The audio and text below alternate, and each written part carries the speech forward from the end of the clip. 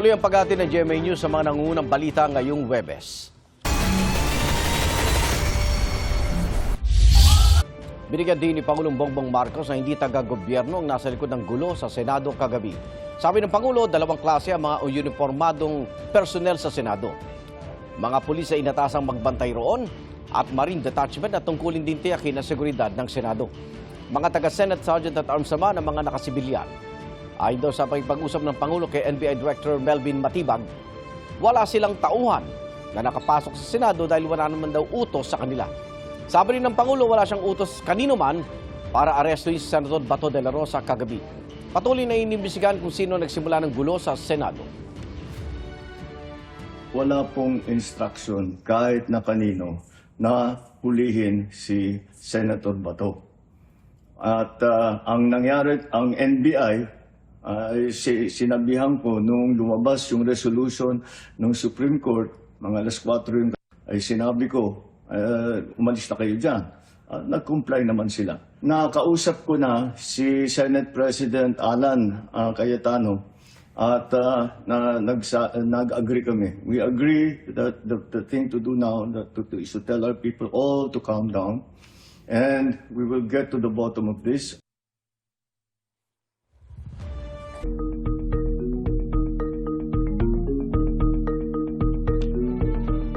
Sa panayam ng unang balita kanina kay Impeachment Prosecutor Chel Jokno, sinabi niya na dapat magkunbin na ang Senate Impeachment Court dahil naipadala na kagabi ang Articles of Impeachment laban kay Vice President Sara Duterte. Ipinaliwanag naman ng ibang impeachment prosecutor kung bakit mas maraming pahina ang Articles of Impeachment ngayon kaysa noong 2025. May unang balita si Tina Panganiban Perez. Pasado alas 7 ng gabi nang kumpirmahin ni Senate Sergeant at Arms, Retired Police Major General Mau Aplasca na dumating na sa Senado ang Articles of Impeachment laban kay Vice President Sara Duterte. Number one, I want to inform all of you that Section of Congress and the Sergeant at Arms of Congress has just arrived with the Articles of Impeachment. So sana walang mangyayaring gulo dito. Kaya we are maintaining peace and order. Noong 19th Congress, sa parehong araw ng botohan sa plenaryo na endorso at naipadala ng Kamara sa Senado ang resolusyong nagtatakda ng Articles of Impeachment laban sa Vice Presidente. Ngayong 20th Congress, noong Lunes pa ang naging botohan. Pero kagabi lang naibigay ng Kamara sa Senado ang Articles of Impeachment. Sa isang pahayag, sinabi ni House Secretary General Cheloy Garafil na umabot sa libo-libong pahina ang kopya ng Articles of Impeachment na kinailangang pagsamasamahin at i-check para matiyak na tugma ito sa inaprubahan ng Kamara. Pinuna ni Senator Amy Marcos ang matagal na pag-transmit nito. Hindi raw katanggap-tanggap at mahirap seryosohin ang anyay excuse ng Kamara na nag-reproduce pa sila ng mga dokumento. Tinawag din niyang political maneuver para raw makontrol ang timing ng Senate proceedings ang naging pagkaantala sa Articles of Impeachment. Depensa ng ilang impeachment prosecutor. Sir, wala namang rule stating that it shouldn't take this long to send it to the Senate? Wala naman, but I'm sure as soon as possible gagawin yun ng Secretary General ng Kongreso. Noong nagdaang taon, we undertook the fast-track route. Sa taon pong ito, we had undertaken the House Committee on Justice route, kung saan we had held full proceedings, clarificatory hearings. So talaga po nga expectedly, mas marami po yung mga pahina, mas marami po yung dokumento, mas marami po yung ebidensyang pinag-uusapan. Tuloy-tuloy ang informal meetings ng mga nahalal na impeachment prosecutor. Binubuo na rin ang listahan ng mga volunteer private prosecutor na tutulong sa mga kongresista. Pero tanong ng ilan, makakaapekto ba sa impeachment trial ang pagbabago ng liderato sa Senado? Ang totoo, hindi naman ho nagbago yung composition ng Senado. Ang nagbago lang po yung liderato nito. So, we will still be dealing with the same set of senator judges. Ang pinaka-challenging para sa aming mga prosecutor ay ang mga senador na bumoto para i-archive ang naunang impeachment complaint ng nakaraang taon ay nakaupo na sa lideratong mga posisyon ng ating Senado at napakahirap magkaroon ng isang impartial impeachment trial if those who decided to archive it and not follow the rule of law will be the ones sitting as senator judges. Pero sa palagay ng ACT Teachers Party List, posibleng makaapekto sa kredibilidad ng Senate Impeachment Court ang paglahok ni Senator Bato de la Rosa bilang Senator Judge. We're calling for his arrest. So, hindi inhibition. We're calling on him to surrender para wag nang madamay pa ang Senado at kahit yung impeachment court at yung credibility nito sa mata ng publiko at sa mata ng buong daigdig. Hinihingan pa namin ng reaksyon ng bagong mayorya sa Senado, pati si Senador de la Rosa ukol dito. Ito ang unang balita. Tina Panganiban Perez, GMA News.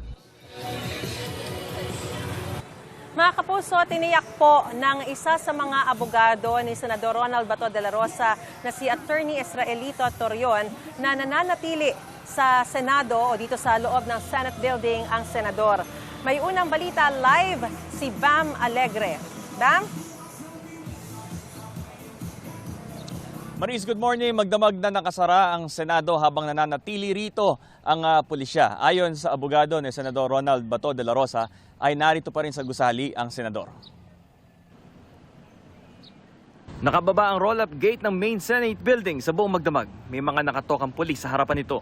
Sa buong Magdamag, ilang beses na binuksan ang mga pinto nito at labas-pasok ang mga pulis. Kabilang sa mga narito kagabi si PNP Chief Jose Melencio Nartates Jr. na naging matipid sa kanyang mga pahayag sa media. Nag-iimbestiga pa. Pasado hating gabi, lumabas ang isa sa mga abogado ni Senador Bato na si Attorney Israelito Torion. Ipinakita niya mula sa kanyang cellphone ng ilang larawan at video na nagpapakitang nasa loob pa rin ng Senate building si De La Rosa ng 12:13 a.m. kanina. Nagkausap din daw sila ni DILG Secretary John Vic Remulla kagabi. Kinumpirma rin ni Torion na present sa plenaryo mamaya si De La Rosa. I think so. He will be there because he has never left the Senate premises all along. Kasi fake news yung mga diversion.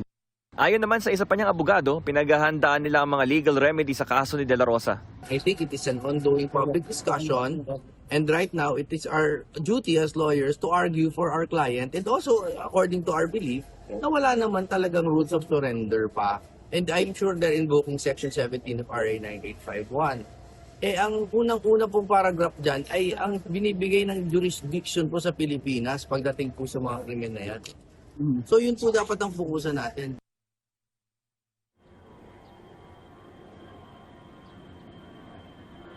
Maris, bukas na yung entrance itong main building pero sa mga oras na ito, hindi pa rin pinapahintulutan yung media tulad natin, GMA News, pati ibang mga network na makapasok dito sa main building. Ito ang unang balita mula rito sa Senado. Bam Alegre, GMA News. Mga kapuso, pinuna ng grupo ng mga dean at mga profesor ng iba't ibang mga law school sa buong bansa ang pagkupkup ng Senado kay Senador Ronald Bato de la Rosa. Pati yung tangka umanong paghadlang sa impeachment ni Vice President Sara Duterte matapos na magkaroon ng palitan sa liderato ng Senado nitong Lunes. Nauna nang sinabi ni Senate President Alan Peter Cayetano na walang kinalaman sa impeachment ni Vice President Sara Duterte ang rigodon sa Senado. Narito po ang aking unang balita. Kinondena ng 32 mga dean at propesor mula sa iba't ibang law school sa bansa ang tangkaraw ng Senado na hadlangan ang impeachment trial laban kay Vice President Sara Duterte. Tinukoy nila ang biglaang pagpapalit ng liderato ng Senado sa araw ng i-impeach ng Kamara ang pangalawang Pangulo. Umupo bilang Senate President si Senador Alan Peter Cayetano matapos makumpleto ang 13 boto dahil sa paglabas ni Senador Bato de la Rosa na halos 6 na buwan na hindi nagpakita sa sesyon. Nasa Senate Protective Custody si De La Rosa matapos siyang tangkaing arestuhin ng NBI sa bisa ng warrant of arrest mula sa International Criminal Court o ICC. Binatikos din ng mga eksperto sa batas ang pagdedesisyon umano ng Senado na i-adopt ang definisyon ni dating Senate President Cheese Escudero sa salitang forthwith na sa kasamaang palad daw noong panahong iyon ay kung kailan naisin ng Senate President. Pinaalalahanan din nila na hindi opsyon ng mga senador ang tumangging umupo bilang impeachment court. At kung di raw nito gagampanan ang tungkulin nila sa saligang batas, ito ay maituturing na dereliction of duty o pagpapabaya sa tungkulin. Hinihinga namin ang pahayag si Cayetano at ang majority sa Senado kaugnay nito. Naghain naman ng petisyon sa Korte Suprema ang high school teacher na si Barry Tayam at sinabing hindi raw dapat gawing kanlungan ni Senador Bato ang Senado para maiwasan ang pag-aresto sa kanya.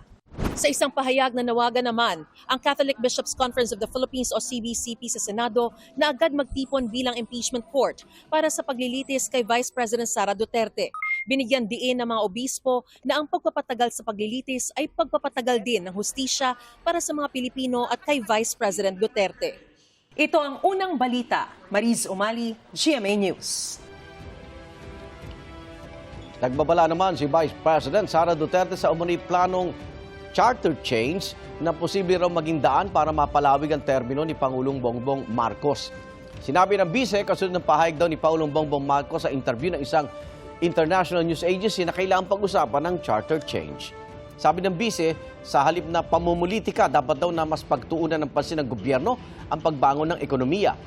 Sinusubukan pangkunan ng pahayag ang Malacanang tungkol diyan.